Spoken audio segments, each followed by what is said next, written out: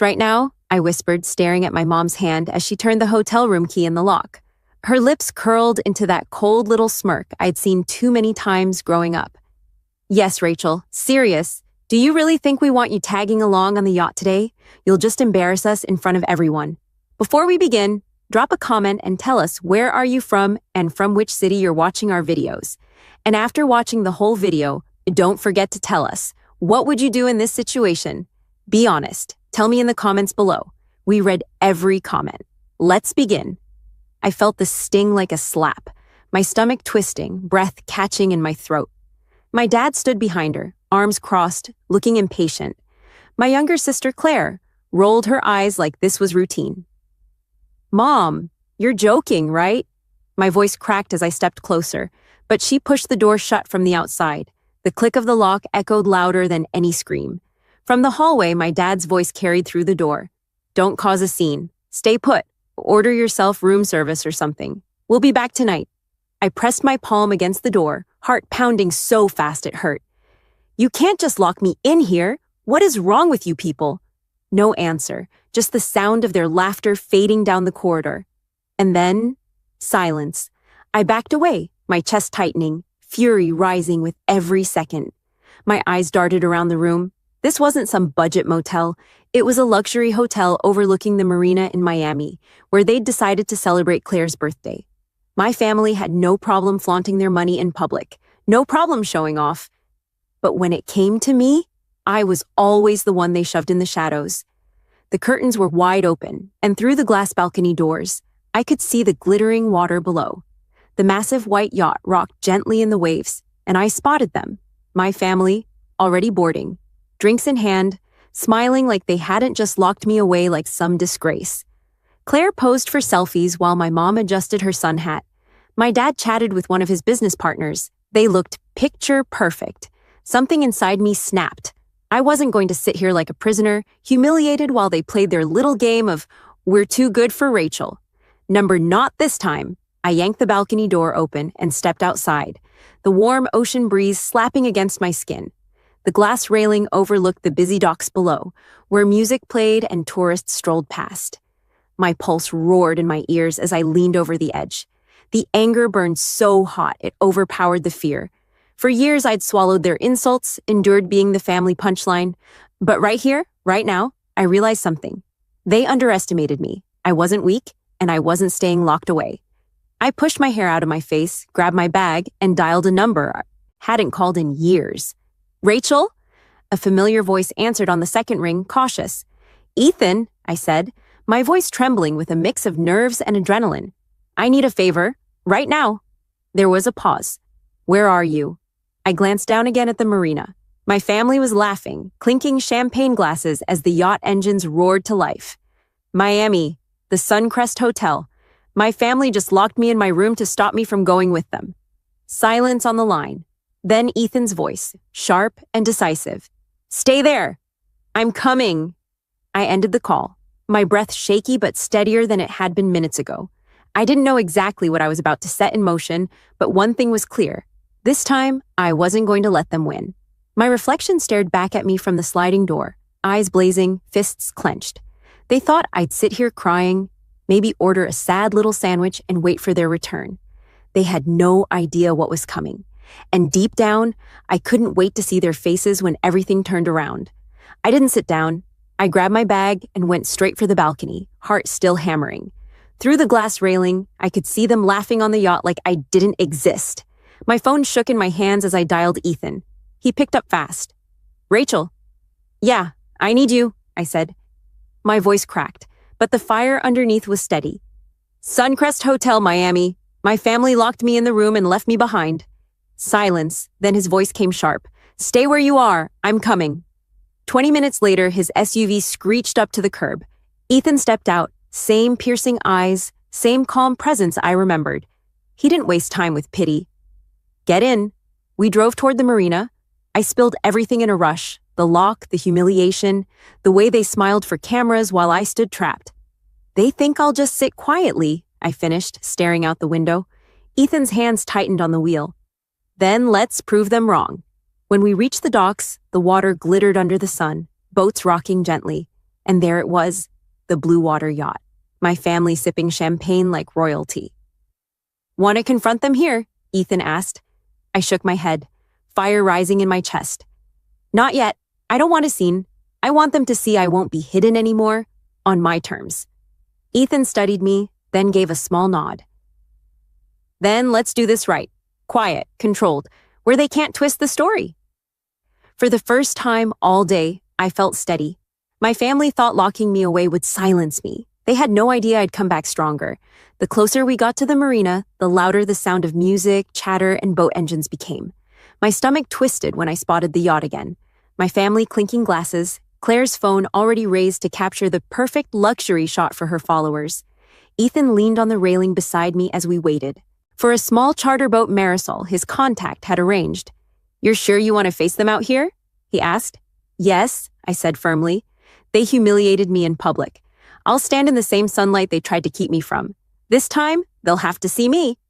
The boat cut across the waves, spraying salt water against my arms. I stood at the bow, hair whipping in the wind, my eyes locked on the Blue Water yacht. Every laugh drifting across the water only fueled me more. Your dad looks right at home, Ethan muttered, pointing, like a king on his throne. I smirked bitterly. He always does. But today, that throne isn't as untouchable as he thinks. When we reached Haulover Sandbar, the yacht was anchored among dozens of boats. Music blasted, people danced, and strangers mingled chest-deep in the water with drinks in hand. It was the perfect stage, public enough that my family couldn't twist things behind closed doors. We anchored close but not too close. I stood tall, letting the sun hit me full, refusing to shrink the way they expected. My mom's head turned first, her smile faltered. Then Claire froze mid-selfie, lowering her phone slowly. My dad was the last to notice, his expression darkening like he'd swallowed something bitter. I didn't wave. I didn't yell. I just stared back, steady and calm, making it clear. I wasn't locked away anymore. Ethan's voice broke the silence between us. You ready? I nodded, my throat dry but my heart steady. More than ever. For the first time in years, I wasn't the one hiding. They were. The yacht loomed larger as Ethan's boat pulled closer, its polished white hull gleaming under the Miami sun. From this angle, I could see everything. The crystal glasses lined neatly on a side table, the expensive charcuterie boards, the way Claire posed at every corner like the world was watching her. But this time, the world was watching me. Hold steady, Ethan told the captain, then glanced at me. They see you. They're rattled. Use it. I stepped forward, gripping the rail, refusing to let the tremor in my hands show. My dad moved to the edge of the yacht, one hand resting on the polished railing, his voice booming across the water. What do you think you're doing, Rachel? This is a private gathering. I met his glare head on. A private gathering you locked me out of? Or should I say, locked me into a hotel room? Gasps rose from some of the guests behind him. My mom's painted smile faltered for the second time that day, her eyes darting nervously to the strangers who had overheard. Don't twist this, she snapped, her voice sharp as glass. We just didn't want any tension today. Claire's birthday should be elegant, not ruined with your drama. My fists clenched. Drama? You call locking your own daughter in a hotel room avoiding drama? Do you even hear yourself? Claire stepped forward, her phone still, in her hand, though she wasn't recording now. For once, her confidence cracked. Rach, maybe this isn't the place. This is exactly the place, I cut her off, my voice steady, louder now. You wanted to keep me hidden? Embarrassment, burden, failure, right? That's the story you've sold for years. But today, everyone sees the truth. You locked me away like I was nothing while you smiled for your photos. And now you can't pretend it didn't happen. The crowd on the yacht shifted uneasily. Some of my dad's business partners exchanged uncomfortable glances. Even strangers on nearby boats had turned their heads, curious. The air thickened with tension. My dad's face flushed crimson. You're humiliating yourself, he growled. Get off that boat before you embarrass this family further. I laughed, a sound I didn't even recognize in myself. It was sharp, bitter, but free. Embarrassing this family? No, Dad. You've done that all on your own. I'm just finally shining a light on it. Ethan's voice rose from behind me, calm but cutting. Funny thing about sunlight, it shows everything people try to hide. All eyes snapped to him, the stranger standing solidly at my back. And for once, I didn't feel small. I felt untouchable. I climbed onto the ladder connecting the two boats, each step heavy with the weight of years I'd spent silent. My mom's voice trembled as she tried one last time. "Rachel, please, don't do this here. People are watching." I lifted my chin. "Exactly. People are watching. Which means, finally, you can't lie about me anymore." I stepped onto the yacht, my sandals hitting the deck with a finality that silenced everything. The music, the whispers, the laughter. My family stared at me like they didn't recognize me. For the first time in my life, I wasn't the forgotten daughter locked behind a door. I was the storm that had finally arrived. The silence on the yacht was suffocating. Every guest, every business partner, every so-called friend of my parents froze, eyes darting between me and the family that had just been exposed. I stood tall in the center of the deck, my voice low but steady. You thought locking me away would erase me, but here I am, and every single person here knows what you did. My mother's lips parted, trembling with the effort of holding her mask in place. "Rachel, you're being dramatic," she said, forcing a brittle laugh. "We never meant harm. It was just control." I cut in sharply, the word hitting like a slap. "That's all it ever is with you. My entire life. You've told me I wasn't good enough. Too quiet, too different, too much of a liability to show off at your parties. You silenced me, mocked me, treated me like baggage you had to carry. But today?" I spread my arms, turning to the crowd of strangers watching. "Today you showed everyone exactly who you are." Claire stepped forward, but her voice was smaller than it had ever been. "Rachel, stop. You're making a scene." I turned on her, the sister who had never once defended me. "A scene? You think this is a scene?" "No, Claire. This is the truth. And you can dress it in designer clothes and stage it in front of cameras. But you can't erase the fact that you stood there smiling while they locked me in a room like I was worthless." She flinched, her phone lowering completely. For once, she had no comeback. My father finally stepped closer, his face dark with fury. "Enough," he barked. "You've embarrassed this family long enough. Leave before I have you removed." I met his glare head on, my voice calm but cutting. "No, Dad. You don't get to silence me this time. You've built your empire on appearances, but all of that means nothing if people see the truth. And right now, they see it."